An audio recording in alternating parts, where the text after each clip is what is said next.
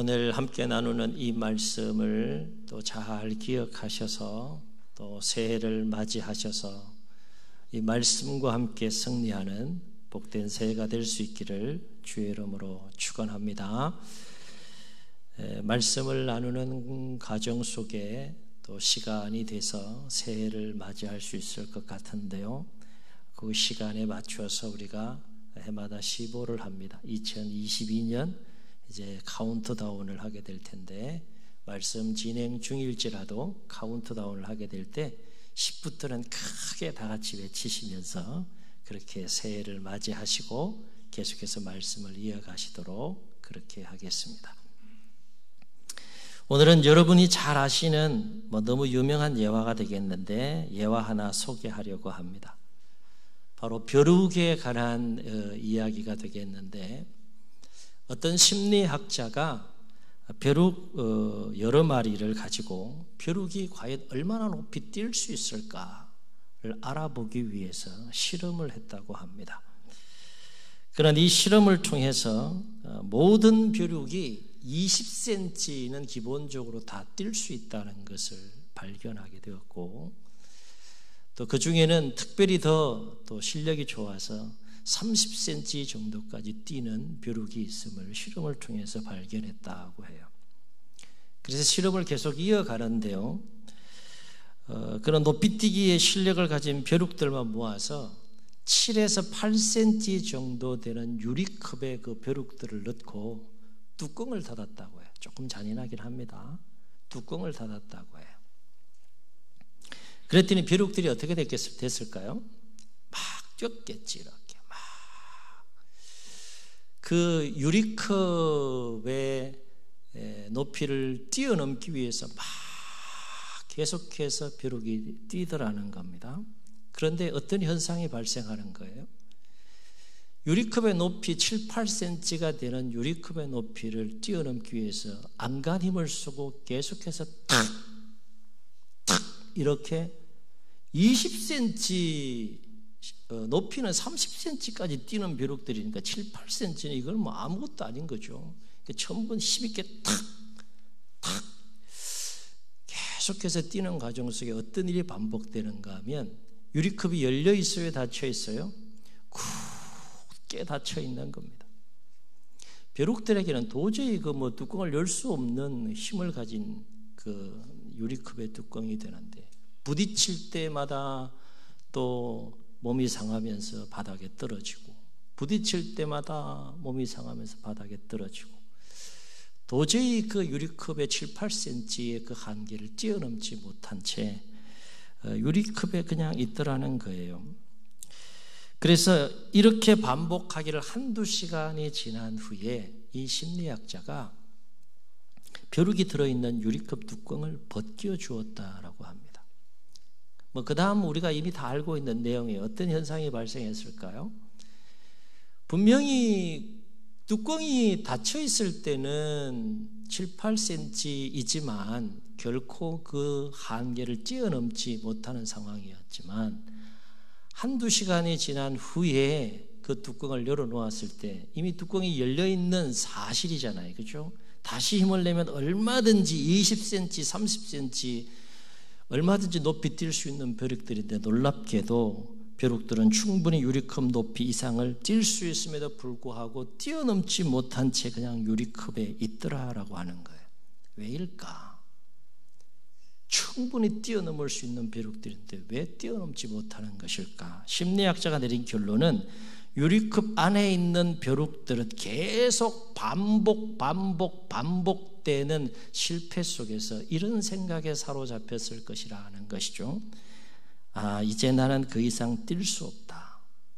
이 7에서 8cm인 유리컵의 한계가 내 한계다. 한계를 스스로 낮추고 조정해 버린 거예요. 20cm, 30cm에서 한계를 어떻게 조정한 겁니까? 7, 8cm로 조정한 겁니다. 그 이상은 뛸 수 없다는 생각이 지배적으로 들어간 거예요. 저는 너무나도 유명한 이 예화를 다시 읽으면서 어쩌면 우리의 모습들 가운데 오늘 예화 속에 등장하는 이 벼룩과 같은 모습은 없는가 생각해 보게 됩니다. 말씀을 준비하면서 너무 잘 아는 내용이잖아요.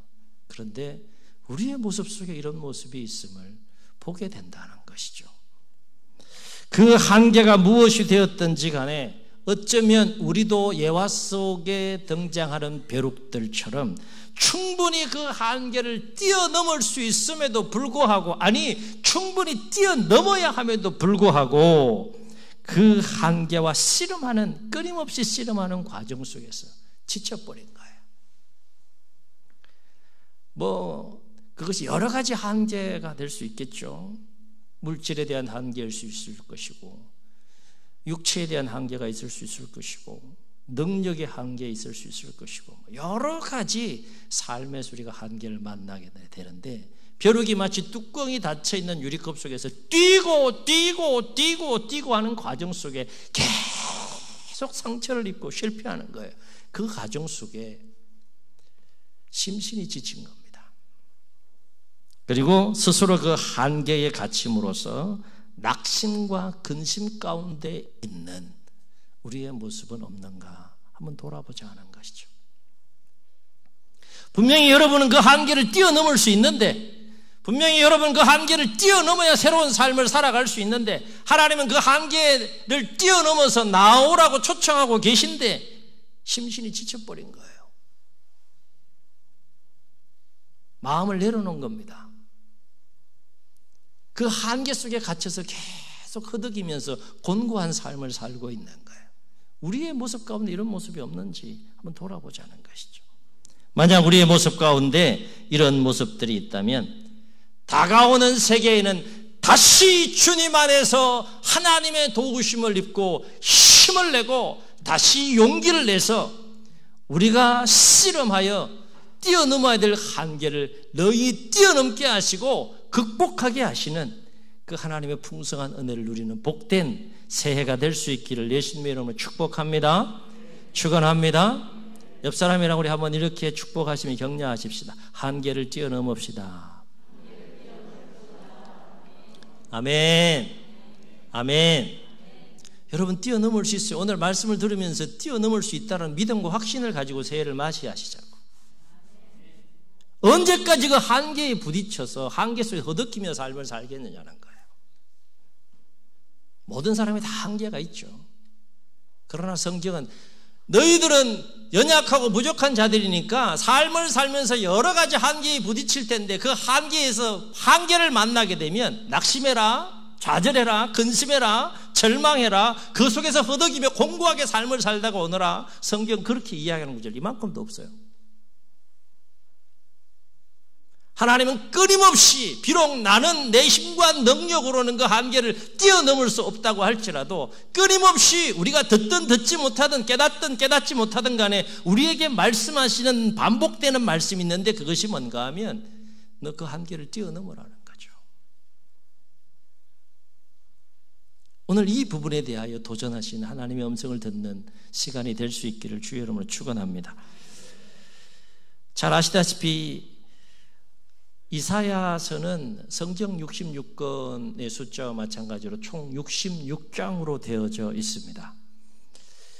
예언서 중에서는 장으로는 가장 긴 또 예언서가 될 수 있겠고 절로는 또 예레미야서가 가장 또 분량이 많은 예언서라고 할 수 있는데 어쨌든 66장으로 되어 있는데 이사야는 크게 내용상 세 부분으로 나누어서 기록되어져 있는 것을 보게 됩니다. 첫 번째 파트는 뭔가 하면 제1부는 1장부터 35장이 제1부인데 이 1부에는 어떤 내용이 쫙 담겨 있는가 하면 반복해서 나오는 내용이 있는데 시대적인 배경은 당시 최강대국이었던 아수르 제국 시대를 배경으로 해서 이스라엘 민족이 하나님의 백성임에도 불구하고 하나님께 지은 죄에 대해서 하나님께서 말씀하시고 그리고 이스라엘 백성들의 하나님의 백성들의 죄에 대해서만 말씀하시는 것이 아니라 주변 열방들의 죄에 대한 부분도 말씀하시면서 그 죄에 대한 심판과 아울러서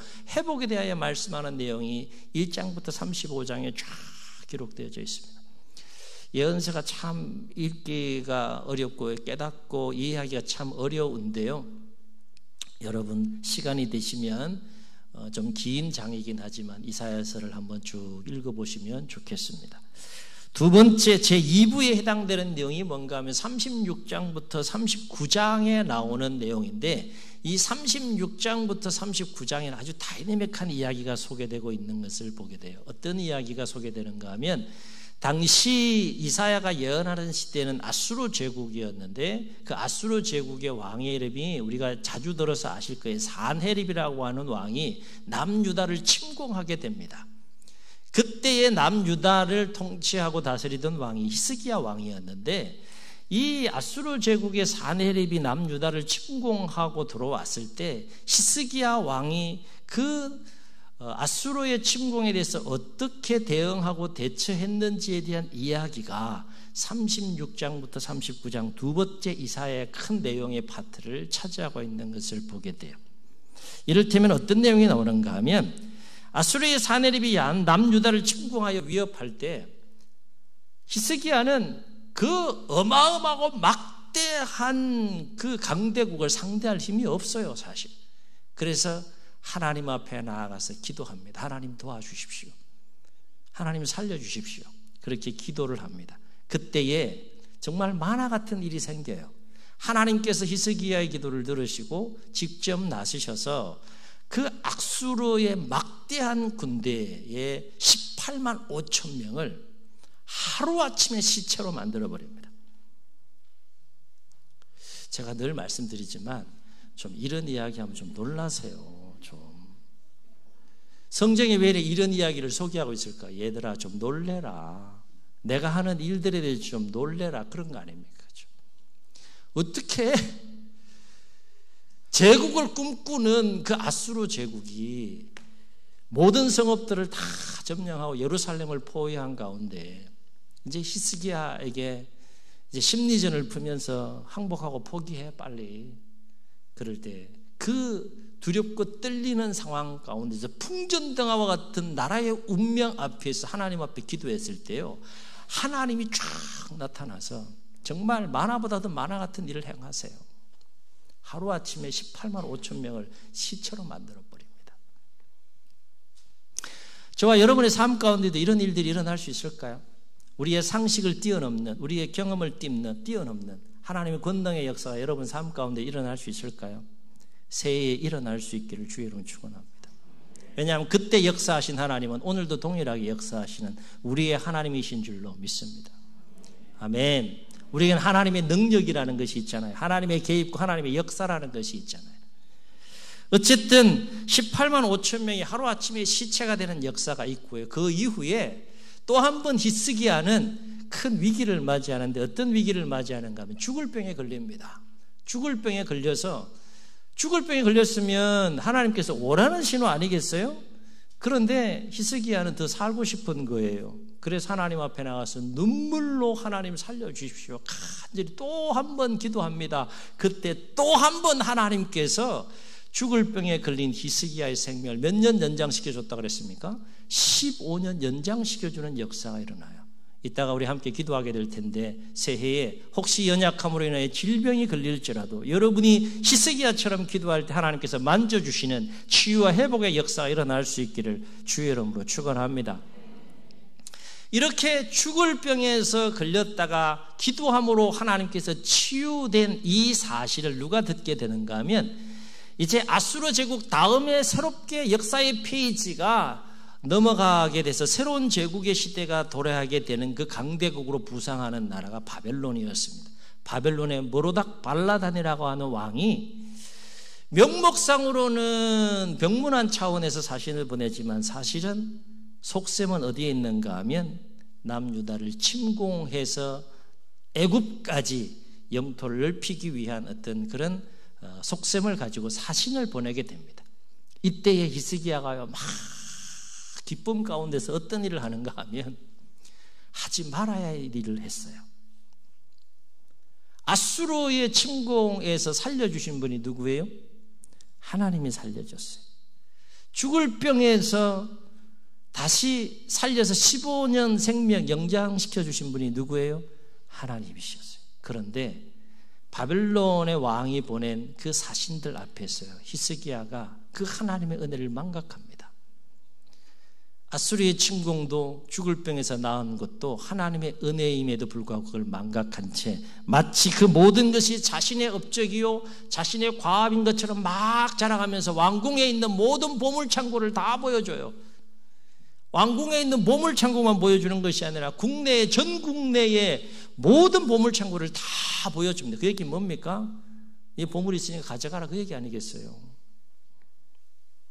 그리고 이로 인해서 하나님은 이사야 선지자를 보내서 그렇게 마음이 교만하여 하지 말아야 될 행동을 한 히스기야를 책망하면서 남유다의 운명이 앞으로 어떻게 될 것인지에 대해서 말씀하시는데 결론적인 건 뭔가 하면 남유다 망한다는 겁니다. 그리고 바벨론의 포로로 끌려가게 될 것이라 라고 말씀하게 됩니다. 이러한 배경하에서 이제 3부가 이어지게 되는 거예요. 이사야 마지막 파트인 40장에서 60장까지 3부의 내용이 쫙 이어지는데 이 3부의 내용 속에서는 어떤 이야기가 펼쳐지는가 하면 앞에서 이제 바벨론으로 결국 넘어가게 될 것에 대한 그 사건에 대한 예언의 말씀을 하신 이후에 40장부터 60장의 이야기가 이어지지 않습니까? 이런 배경하에서 이사야 시대 때 앞으로 150년 후에 있을 남유다가 바벨론에서 포로 생활할 일, 그리고 포로 이후에 70년 만에 다시 포로 귀환을 해서 고국으로 돌아갈 일을 미리 이사야를 통해서 보게 합니다. 앞으로 되어질 일, 현재의 상황은 아니죠. 앞으로 150년 후 그리고 70년 후에 되어질 일들을 미리 보여주시면서 장차 바벨론에 끌려가서 절망 가운데 포로 생활을 하게 될 하나님의 백성들에게 하나님께서 위로하시고 내가 너희들을 그럼에도 불구하고 구원하실 것이다 라고 하는 이 희망과 소망의 메시지가 충만하게 쫙 기록되어져 있는 것이 이사야 40장부터 60장까지 세 번째 부분에 해당되는 내용입니다. 이 세 번째 파트가 시작되는 장이 오늘 우리가 읽은 40장이라는 거예요. 그러니까 40장부터 60장에는 하나님의 위로와 구원에 대한 소망의 메시지가 충만합니다.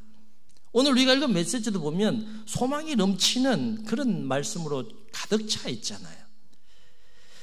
40장도 내용상 크게 세 가지로 구분되어 수 있는데 1절부터 오늘 다 읽지는 않았지만 1절부터 11절에는 어떤 내용이 나오는가 하면 이런 내용이에요. 너희들이 바벨론에서 하나님의 섭리 가운데 또 죄악으로 징계를 받아 포로 생활을 하게 될 텐데 그럼에도 불구하고 때가 되면 하나님께서 하나님의 백성을 반드시 구원하실 것이다라고 하는 약속의 말씀이 1절부터 11절에 기록되어 있는 것을 보게 됩니다.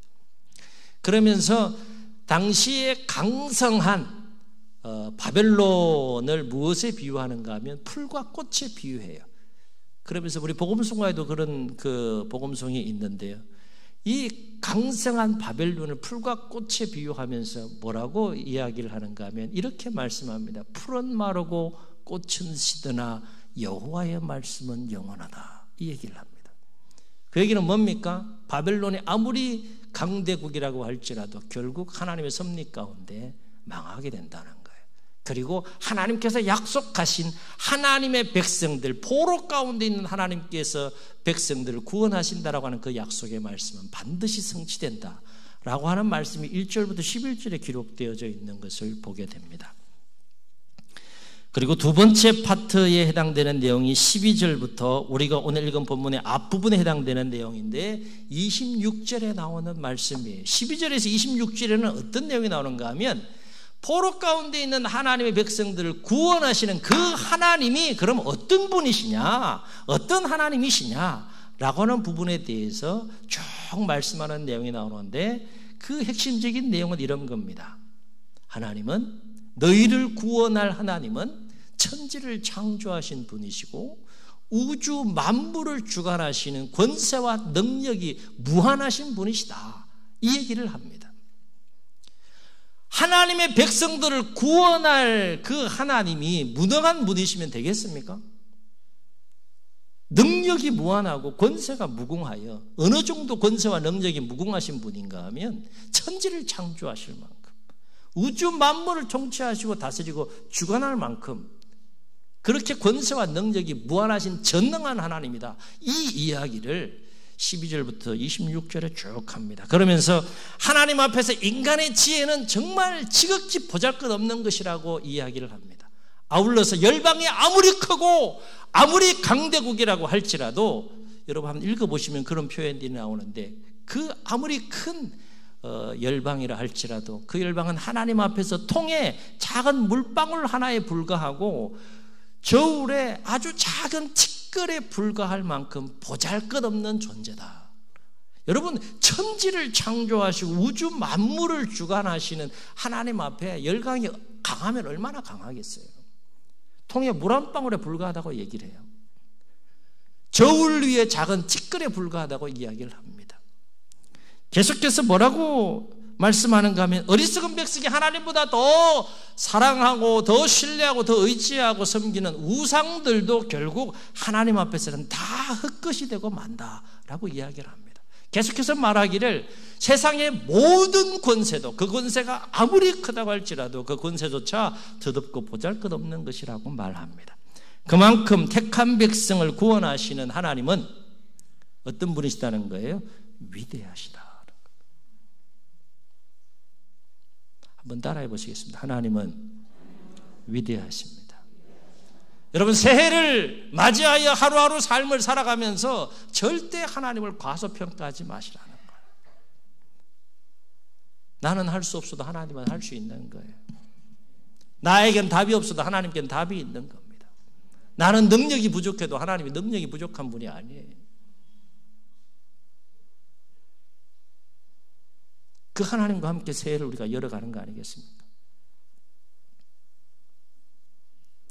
그러면서 하나님은 이사야를 통하여서 오늘 우리가 읽은 27절로 31절의 말씀을 하시는데, 한마디로 무슨 말씀일까요? 오늘 우리가 함께 27절로 31절의 말씀을 한마디로 딱 줄이면 앞에서 이야기한 그 말씀을 쭉 생각하면서 그러므로 결론에 해당되는 부분이 되겠는데, 그렇죠? 한마디로 무슨 말씀일까요? 그렇습니다.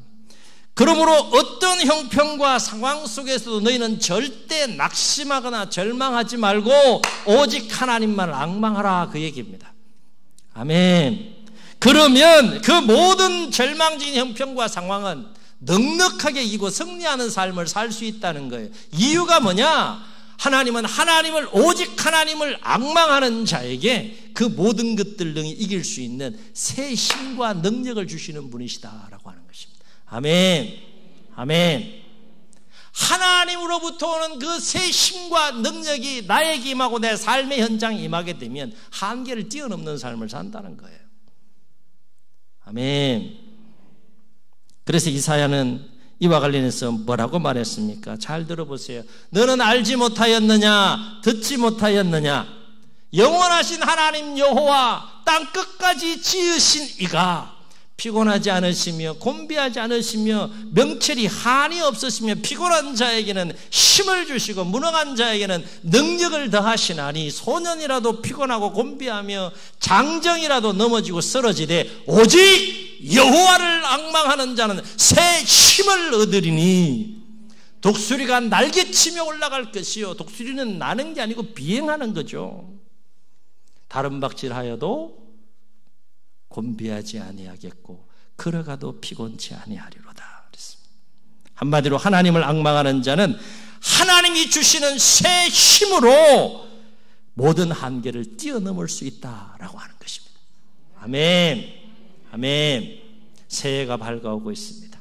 교육자들이 뒤에서 사인을 주고 있습니다.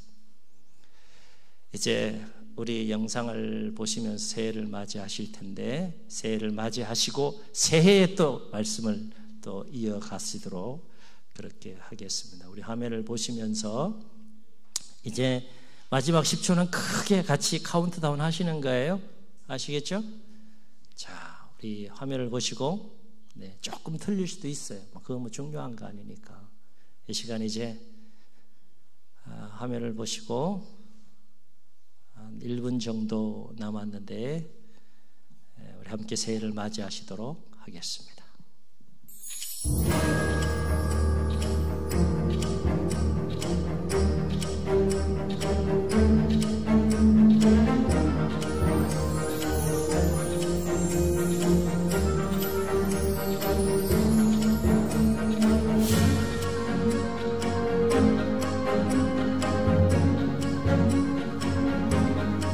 2021년도가 갑니다.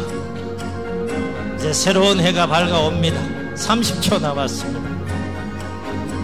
10초부터는 같이 카운트다운 하시겠습니다.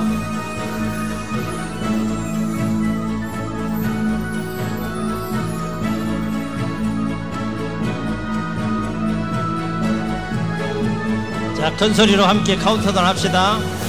10, 9, 8, 7, 6, 5, 4, 3, 2, 1.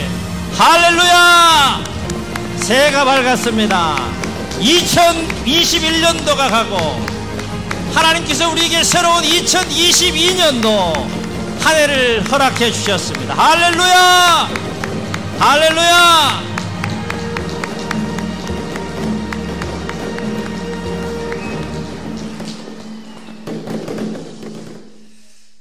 어제의 사람들이 그토록 누리기를 원했던 새해, 어제의 사람들은 결코 누리지 못해요.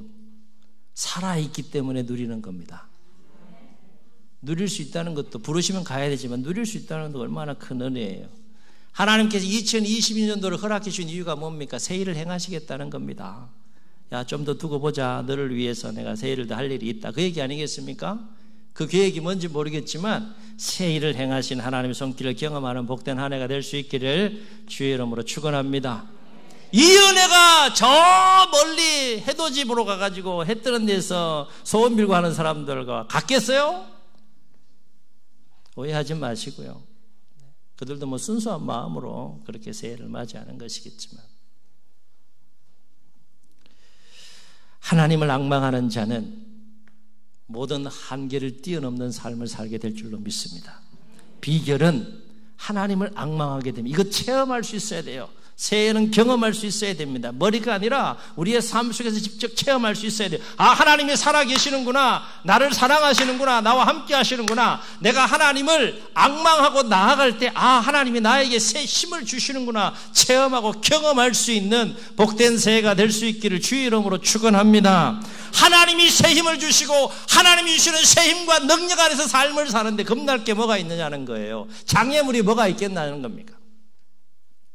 여기서 앙망한다는 단어의 원어적인 의미는 소망을 가지고 바라보며 기다린다라고 하는 뜻인데, 하나님을 앙망한다라고 하는 것은 어떤 의미가 있습니까? 비록 삶의 상황은 절망적이라 할지라도 그럼에도 불구하고 하나님께 소망을 두고 하나님을 바라보며 하나님의 구원의 손길과 때를 믿음을 가지고 인내하며 기다린다는 것이 여호와를 앙망한다는 뜻이라 하는 거예요.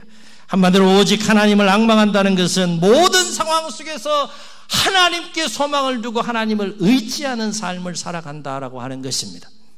우리가 삶을 살아가면서 의지할 것들이 참 많지만 무엇보다도 하나님을 앙망하고 하나님께 소망을 두고 하나님을 의지하며 승리하는 새해가 될 수 있기를 주의 이름으로 축원합니다. 그래서 우리가 세상 속에서 아, 저 사람 정말 하나님의 사람이야 라고 하는 소리를 들음으로 얼마나 지금 교회가 손가락질 당하고 있어요. 얼마나 하나님의 백성들이 손가락질 당하고 있습니까? 무엇으로 회복해야 될 것입니까? 입술로 회복할 수 있는 것이 아니잖아요. 삶을 통해서 보여줘야 되고 삶을 통해서 드러냄으로 말미암아 우리가 이 모든 것들을 회복해야 되지 않겠습니까? 사랑하는 성도들, 이제 2021년들이 저물어 가고 2022년 새해가 밝아왔습니다. 우리는 하나님께서 허락하신 새해를 어떻게 살아가야 할까? 모르긴 몰라도 평탄하지만은 않을 겁니다. 새해에도 여러 가지 많은 어려움들이 우리의 삶 가운데 있을 수 있다라고 하는 거예요. 때로는 영적인 문제로 인하여서, 때로는 물질로 인하여서, 때로는 건강의 문제로 인하여서, 때로는 서로의 관계의 문제로 인하여서, 때로는 여러 가지 뜻하지 않은 상황들로 인하여서, 때로는 예기치 못한 사건 사고들로 인하여서, 때로는 가정과 자녀의 문제들 인하여서, 기타 등등등 이런 여러 가지 일들로 인하여서 우리로 하여금 낙심하게 만들고 절망하게 만드는 수많은 일들로 인하여 여러 가지 어려움을 겪을 수도 있을 것입니다.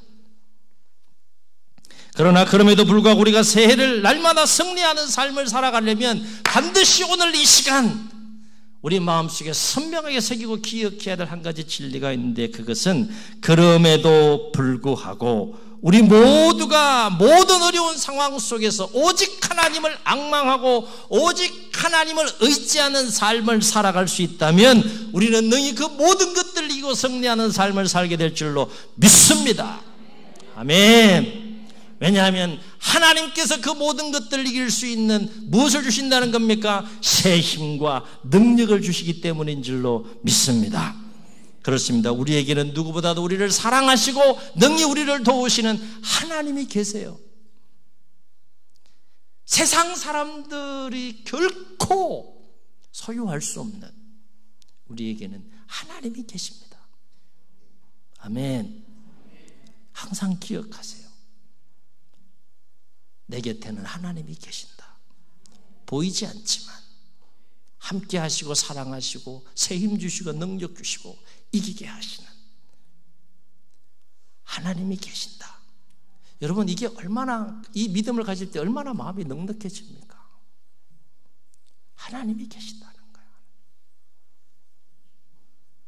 그 하나님은 예레미야 32장 7절에서 이렇게 말씀합니다. 나는 여호와요 모든 육체의 하나님이라 내게 할 수 없는 일이 있겠느냐 그랬어요.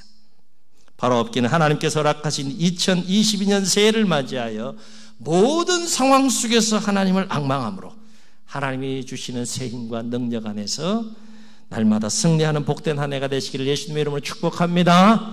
축복합니다. 우리 말씀을 기억하시면서 함께 찬양하시고 한번 기도하는 시간 갖도록 하겠습니다.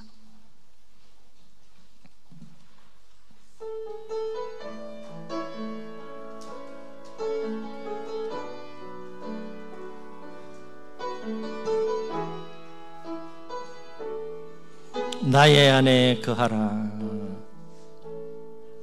나의 안에 거하라. 나는 내 하나님이니 모든 환난 가운데 너를 지키는 자라. 두려워하지 말라. 내가 늘 도와주리니 놀라지 말라. 내 손 잡아주리라.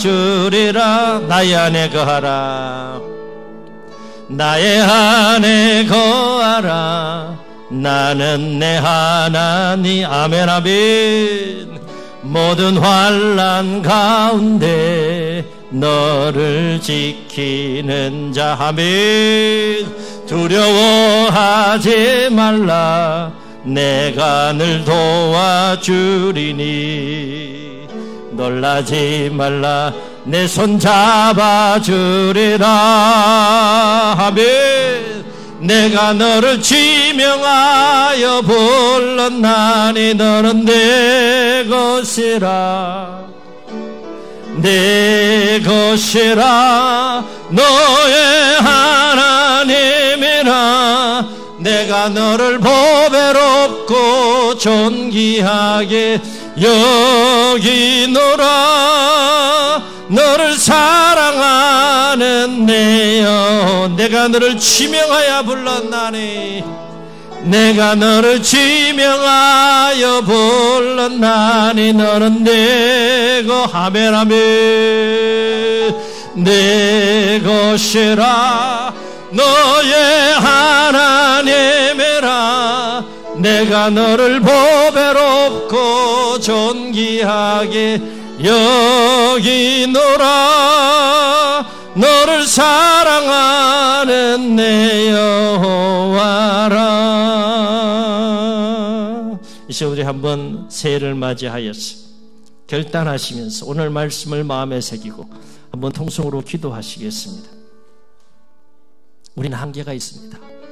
아무리 최선을 다해도, 아무리 좋은 계획을 세우고 그것을 이루기 위해 몸부림쳐도 우리 살아보셔서 아시지 않습니까? 한계가 있지 않습니까? 벼룩이 20cm, 30cm를 띄면도 불구하고 뚜껑을 닫아놓으면 7, 8cm의 한계에 걸려서 더 이상 뛰지 못하고 유리컵에 있는 것처럼 우리 모습 가운데 그런 모습은 없는지 하나님은 뛰어넘으라 말씀하시는데 믿음으로 하나님을 앙망하고 바라보며 다시 하나님의 도우심을 구하고 하나님께 소망을 두고 하나님을 의지하며 그 한계를 뛰어넘으라고 말씀하시는데 우리에게 새로운 삶을 계획하시고 초청하고 계신데 하나님께서 우리에게 새해를 열어주셨는지 여전히 우리 안에 낙심과 절망과 좌절과 근심과 어두운 마음속에 갇혀서 허덕이고 있는 모습은 없는지요? 주여 새 힘을 주옵소서. 새해를 허락하신 주님, 모든 상황 속에서 하나님을 낭망하겠습니다. 하나님께 소망을 두고 하나님을 의지하며 살겠습니다. 새 힘 주셔서 하나님이 주시는 새 힘과 능력 안에 한계를 뛰어넘는 삶을 살게 하여 주옵소서. 이런 마음 가지고 결단하시면서 주님 세 번 부르시고 통성으로 기도합니다. 주여